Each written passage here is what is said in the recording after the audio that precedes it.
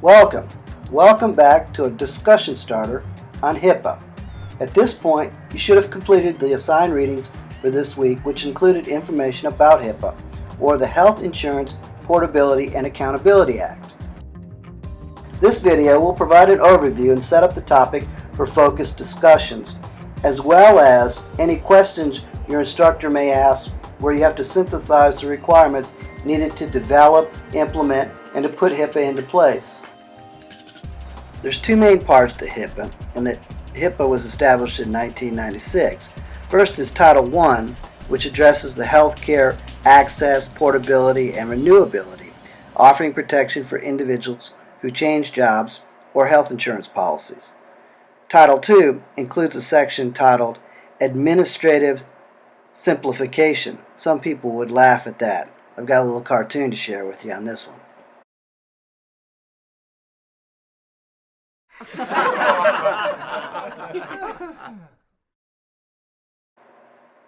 That may be funny, but Title II is where privacy regulations were established for individual health information and opens up a lot of liability issues for companies and for individuals as a whole.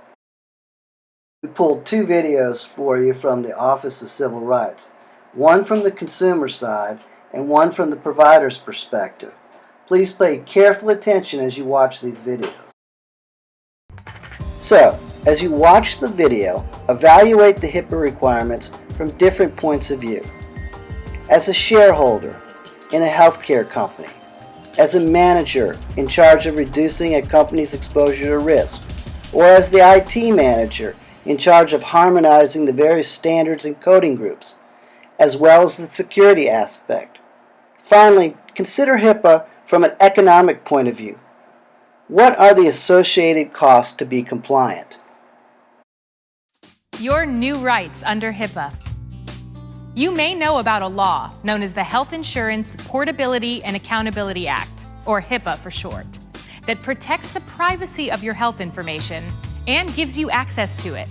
Some changes have been made to that law, giving you new and important rights. You now have the right to an electronic copy of your health information, if your doctor maintains it electronically. Your doctor may charge a small fee for copying your information, and may charge for the cost of portable media, like a thumb drive or CD-ROM. Your doctor may offer an online patient portal, which allows you to access this information and download it to a personal health record. You can also tell your doctor to send this information to a friend or family member who might be involved in your care. If you paid out of pocket for a procedure, service, or test, you have the right to ask your doctor not to share this information with your health plan. You have the right to ask your doctor or a hospital to stop sending you fundraising letters. The process should be quick and simple. Doctors will now need to have your permission before they send you information about products like medications or medical devices when the doctor's being paid to do so. For example, sometimes a pharmaceutical company will pay doctors to send all their patients a letter about a new medication. This kind of marketing requires your permission before your doctor can send you this information. HIPAA also sets tougher limits on the sale of your health information. The new law makes it clear that your information cannot be sold without your permission, with few exceptions. If you're a parent or guardian, HIPAA now makes it easier to share your child's immunization records with a school. All you need to do is call or write your child's doctor to give permission, and then he or she can share that information without your making an extra trip. All of these rights should be shared with you by your doctor and health plan in a revised Notice of Privacy Practices. This may be posted in the office or on a website, or you can ask for a copy. And finally, if you ever think your health information was used in an unlawful way, you have the right to file a complaint.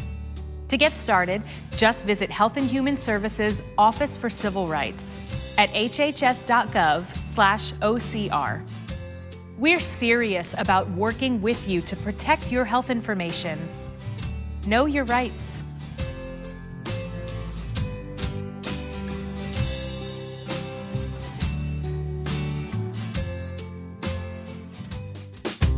The HIPAA Security Rule. If you're a healthcare provider, you collect information about your patients every day. And under HIPAA, the Health Insurance Portability and Accountability Act, you're required to keep that information secure and confidential. How can you get started on creating a security plan for your office? Experts recommend beginning with a risk analysis. The risk analysis can help you establish the safeguards you need at your practice. Develop and put into place administrative safeguards. Those are office rules and procedures that keep your data secure. For example, you need to decide what information each staff person should have access to. Your plan needs to include physical safeguards, like positioning computers and printers out of patient areas, security locks, or an alarm system. Install technical safeguards. These can include hardware, software, and any other technology that limits access to electronic health records. For example, a software program that keeps computer viruses out of your information system, or tracks who accesses patient information and who makes changes to patient records. Encrypting health records stored on computer hard drives is a vital step in keeping information confidential. Keeping your health information secure is an ongoing process. Making security part of your office routine requires diligence, but it's the only way to protect your patients' information and to protect your practice from fines and penalties.